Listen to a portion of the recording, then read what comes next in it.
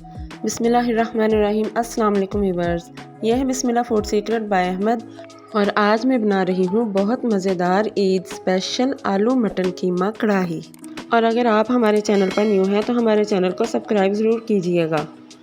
قیمہ کڑاہی بنانے کے لیے ہم نے 1 کلو مٹن قیمہ، آدھا کلو آلو اور باقی مسالہ جات لیے ہیں۔ قیمہ کڑاہی بنانے کے لیے ہم سب سے پہلے کڑاہی میں 1 کپ گھی ڈالیں گے۔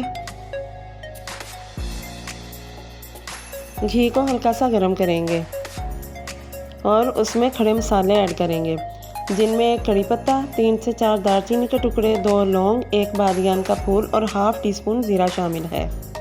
ان کو 1 منٹ تک فرائی کریں گے تاکہ ان کی خوشبو آنے لگ جائے۔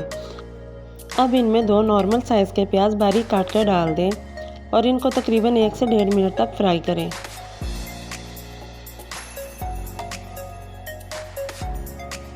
پھر اس میں 2 چمچ ادرک لہسن کا پیسٹ ڈال دیں۔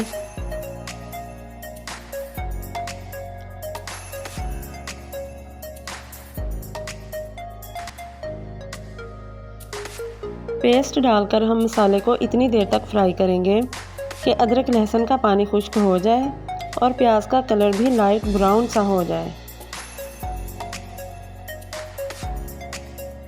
زیادہ گہرا کلر نہیں آنے دیں گے۔ مسالے کا لائٹ گولڈن سا کلر آ چکا ہے۔ اب ہم اس میں تمام اسپائسیز شامل کریں گے۔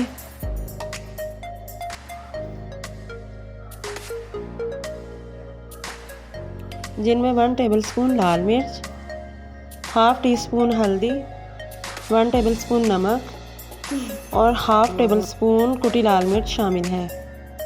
تمام مسالہ جات ڈالنے کے بعد ہم اس کو 2 منٹ تک بھونیں گے۔ اس کے بعد ہم اس میں قیمہ شامل کر دیں گے۔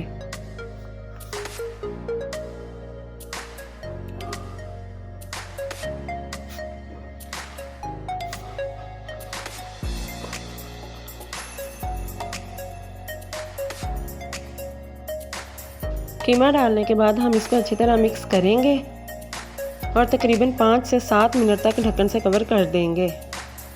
5 سے 7 منٹ گزر چکے ہیں۔ اب ڈھکن ہٹا کر چیک کریں گے اور 2 نارمل سائز کے ٹماٹر باریک کاٹ کر ڈالیں گے۔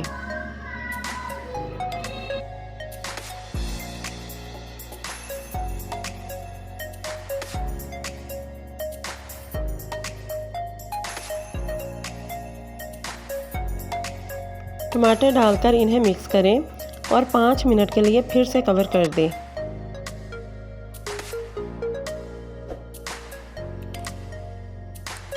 پانچ منٹ کے بعد ہم ان میں آلو شامل کریں گے۔ 5 منٹ گزر چکے ہیں۔ اب ½ کلو آلو جو میں نے نارمل سائز میں کٹنگ کیے ہوئے ہیں وہ ڈال دیں گے۔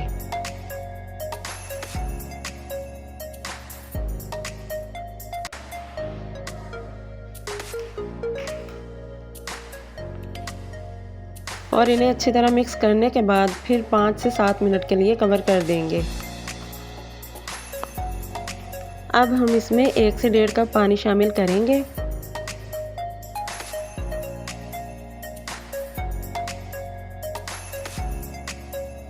اور 5 سے 7 منٹ کے لیے ڈھکن کے ساتھ کور کر دیں گے تاکہ ہمارے آلو اور قیمہ اچھی طرح سے گل جائے۔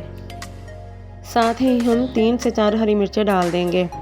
5 سے 7 منٹ گزر چکے ہیں۔ اب ہم چیک کریں گے۔ قیمہ تو پہلے ہی پک چکا تھا، آلو بھی بہت اچھے پک چکے ہیں۔ ماشاءاللہ بہت پیاری خوشبو آ رہی ہے۔ پانی بھی خشک ہو چکا ہے اور گھی بھی اوپر آ چکا ہے۔